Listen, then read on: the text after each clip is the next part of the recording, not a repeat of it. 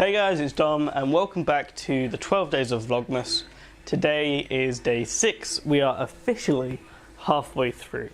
And if it wasn't already painfully obvious by the look of my face, I'm really not well today. I've had 2 hours of sleep. My jaw has been kind of locked all day, so if you see me speak and this part of my jaw moves more than this side, it's because this side is fucked up. What else? Sinusitis. It feels like someone is jackhammering my entire face. That's fun.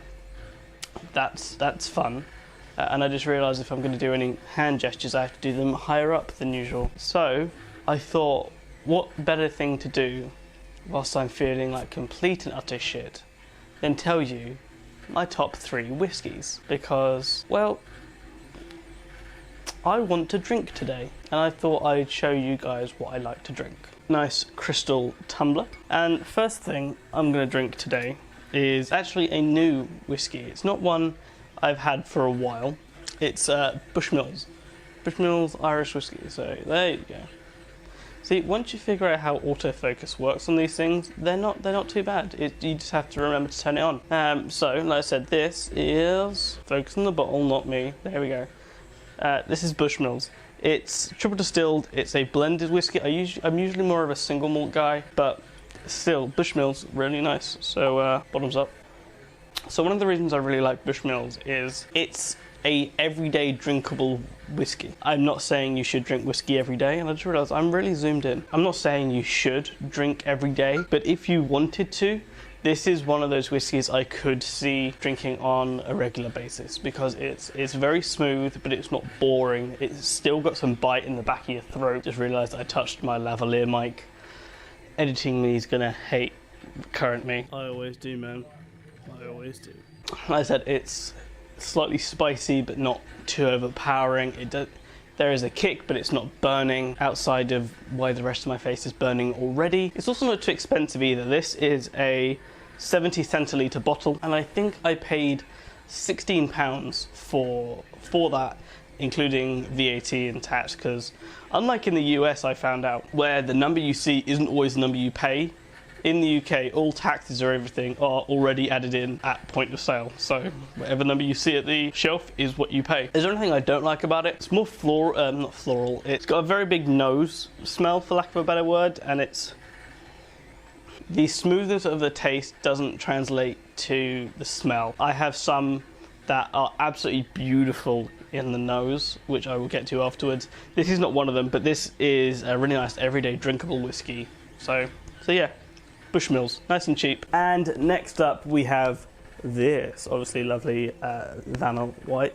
So if we go in, again, this is Jim Beam rye whiskey. It's pre-prohibition style, so like 1920s, I think. I'm not wearing my glasses, so this is actually really difficult for me. So yeah, this is a Kentucky straight rye whiskey. I'm not a big fan of bourbons generally. There is, trying to think, like I'm cool with some Jack, but I'm much more of a Scotch type guy. But this again, completely empty. I drank this months ago. The smell's still there though.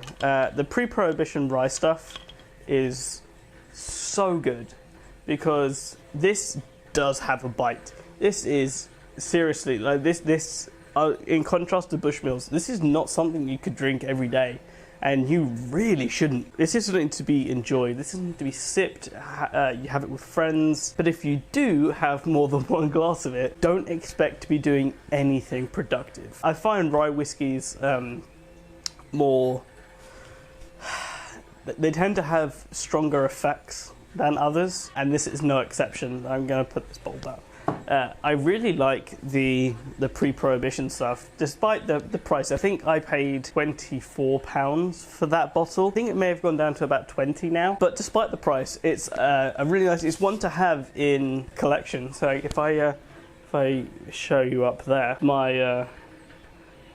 that's my empty bottle collection up there. And it's not an empty bottle collection because I'm an alcoholic. It's because I like collecting pretty things, and whiskey bottles tend to fall into that. Really hard to line up camera shots when you've not got glasses on. The reason I don't wear glasses, someone's asked me this, the reason I don't wear glasses is because of the lights. So if I turn this all the way up, there is definitely a light here. It's mainly just to take out the orangeness of the overhead lights in here. Any light in front of the camera just bounces straight back off my glasses and you can't see anything. So for the 10-15 minutes while I'm filming, I am completely blind. Also, don't let the alcohol content of this fool you. It may say it's only 40%, which I know people are going to say only 40% for whiskies, that's somewhat low. This thing will hit you hard. Like I said, bourbons tend to hit me harder than most things anyway, but yeah, this one seriously hits me. And lastly, my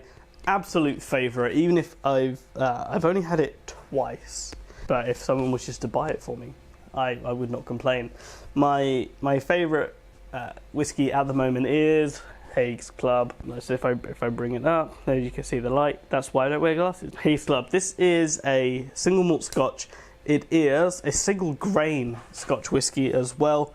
This thing is beautiful. Also, it's just a really pretty bottle. So if I show you the stopper up top, there you go. It's also got Haig's written on it there. Actually, that's Club. Haig's is there. I can read. It's a nice cork. It's got a really nice smell. It's like the pre-prohibition Jim Beam stuff. This is definitely not something you drink every day. This is something you savor, you keep for special occasions. You buy this for someone on an anniversary or an important birthday or something like that. This is not something like, hey, I heard you like whiskey, and then you go out and buy this. Though that's strangely enough how that came into my possession. If I were buying that, there'd need to be a reason for it. It's ridiculously smooth for a single grain Scotch. It's not cheap. I think that bottle is 70 centilitres and costs 45 or 50 pounds. It's not cheap, and it doesn't taste it. Much like with cheap perfumes, where cheap perfumes kind of overpower you with smell above anything else, I find cheaper whiskies and bourbons and stuff tend to do that as well. They try and amp up the smell and the flavour the first couple of sips, and then there's nothing behind that. Haig's Club is the complete opposite of that. It doesn't matter if it's your first sip, your last sip, or you're in the middle of just about to swallow it. There is something on each one of those levels, and it is absolutely amazing. And that has been it for day 6 of the 12 days of Vlogmas. I'm feeling absolutely terrible. I still really hurt, and I've now got to edit this video because I promised myself I would do a video every day for 12 days. Either way, I will see you guys tomorrow. You can find me at mobile_dom on every important social media. See you guys.